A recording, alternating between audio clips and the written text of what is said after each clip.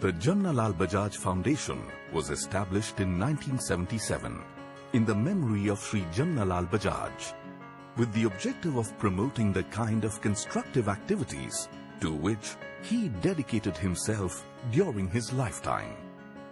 Every year, the foundation gives awards to persons who have rendered outstanding service in specified fields. Each award carries a citation, a trophy and a cash prize of Rs 5 lakhs. The recipients of the 2009 awards are Sri Lavanam Gora, Sri Ayyappa Masagi, Dr. Jaya Arunachalam and Reverend Father Charles Peter Dougherty. Sri Lavanam's earliest work was as a young volunteer in the independence movement. Subsequently, he came to be a part of Gandhiji's ashram in Sevagram and later joined the Bhudan movement of Vinobaji. Sri Lavanam then began what would be his invaluable contribution to the people of Andhra Pradesh. This was his work with criminal tribe settlements.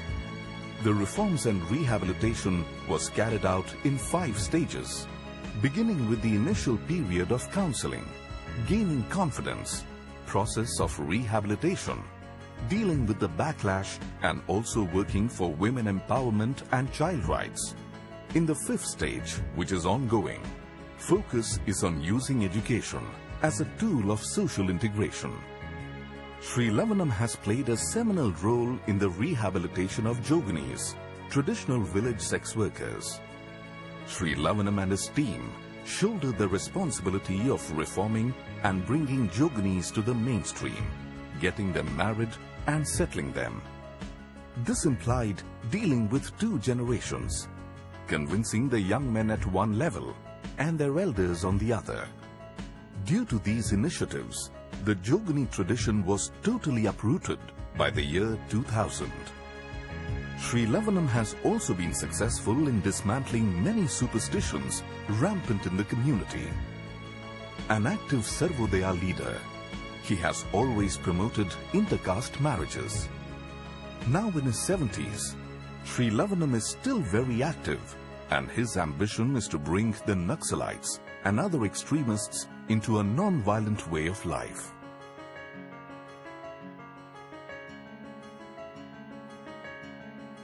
Sri Ayyappa Masagi began his experiments in water conservation in 1994.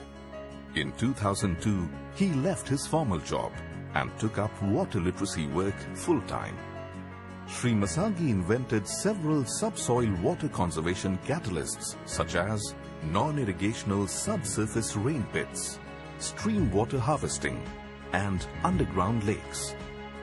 Thanks to the heavy rainfall in Karnataka in 2008, open wells and tube wells which were discarded 20 years ago have been recharged in the areas of intervention by Sri Masagi. Sri Masagi has developed several innovative, cost-effective and easily replicable subsurface water conservation structures for holding moisture for long periods. By this system, Sri Masagi and his team have recharged more than 1,000 tube wells with their direct intervention. It is estimated that more than 70,000 wells have been recharged indirectly. The system has become so popular that tens of thousands of farmers have already replicated the process successfully. Sri Masagi is now trying to reach out to the corporate world. Companies purchasing water worth Rs 1.5 lakhs per month were convinced to invest Rs 18 lakhs for a permanent solution.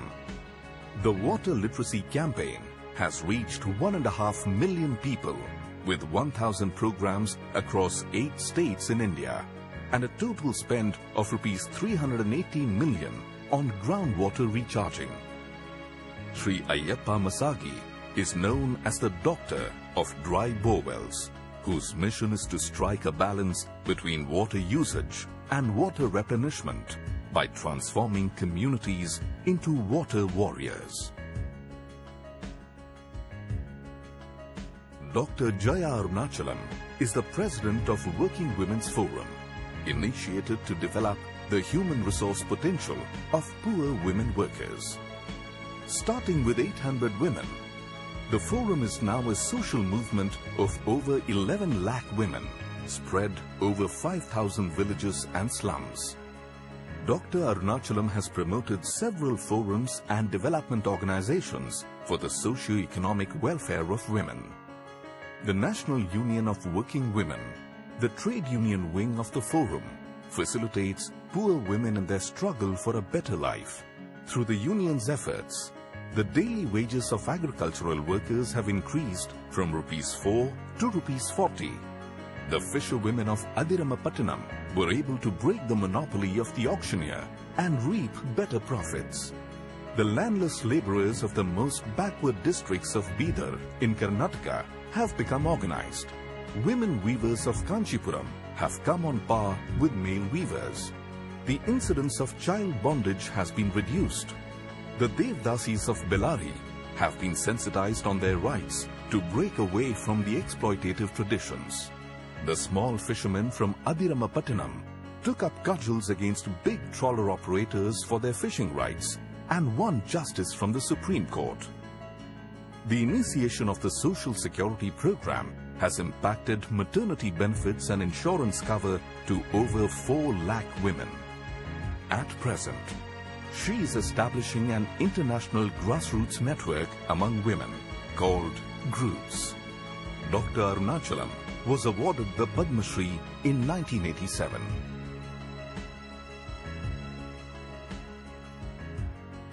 Reverend Father Charles Peter Dougherty is a Catholic priest, peace activist, and specialist in non-violence. Father Dougherty's peace and justice work began dramatically in 1970 when he witnessed campus movements against the Vietnam War and American policies of military intervention. Over the years, he co-founded non-violent organizations involved in resistance against nuclear weapons, including Covenant for Peace, Great Lakes Life Community, and Michigan Faith and Resistance. In 1993, Father Dougherty and others formed the Michigan Peace Team, or MPT. Since 1995, MPT has placed violence reduction teams in the Palestinian-occupied territories.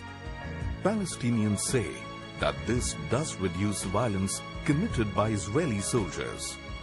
From 1996 to 1999, MPT sent violence reduction peace teams to Mexico, where the Mayan indigenous people were being persecuted by the Mexican military and paramilitary death squads. At a racist Ku Klux Klan rally, MPT placed a team of 105 peace team members. The chief of police later praised the peace team, relieved that the violence was greatly reduced from what was expected. Non-violent violence reduction peace teams are the direct result of Mahatma Gandhi's vision of Shanti Sena. The Peace Army of Michigan Peace Team embodies that vision, and its creation was inspired by it. Father Dougherty is an outstanding person, committed to a peaceful and just world. Over the years, he has gone to jail several times. He has risked his life in war and conflict zones. In the US, Father Dougherty is known as the Conscience Keeper and one of the foremost Gandhians.